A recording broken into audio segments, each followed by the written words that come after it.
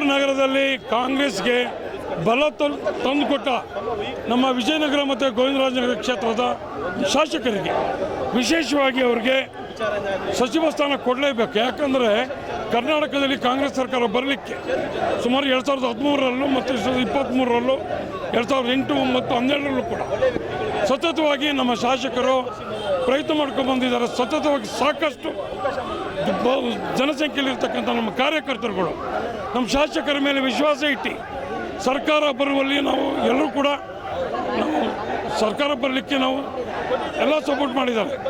ಎಲ್ಲ ರೀತಿಯಲ್ಲೂ ಕೂಡ ಸಾರ್ವಜನಿಕರಿಗೆ ನಮ್ಮ ಶಾಸಕರು ಕೃಷ್ಣಪ್ಪನವರು ಹಾಗೂ ಪ್ರಿಯಾ ಕೃಷ್ಣರವರು ವಿಶೇಷವಾಗಿ ತಮ್ಮ ಕೈಯಿಂದ ಖರ್ಚು ಮಾಡಿ ನಮ್ಮ ಆ 2 ವಿಧಾನಸಭಾ ಕ್ಷೇತ್ರಗಳಲ್ಲಿ ಕಾರ್ಯನಿರ್ವಹಣೆ ಮಾಡ್ತಾ ಇದ್ದಾರೆ. ಅದರಿಂದ ಅವ್ರಿಗೆ ಸಚಿವ ಸ್ಥಾನ ಕೊಡಲೇಬೇಕು. ಇಲ್ಲ ನಾವು ಕೊನೆ ತನಕ ನಾವು ಹೋರಾಟ ಮಾಡ್ತೀವಿ. ಕೊಡಲೇಬೇಕು, ಬೇಕೇ ಬೇಕು.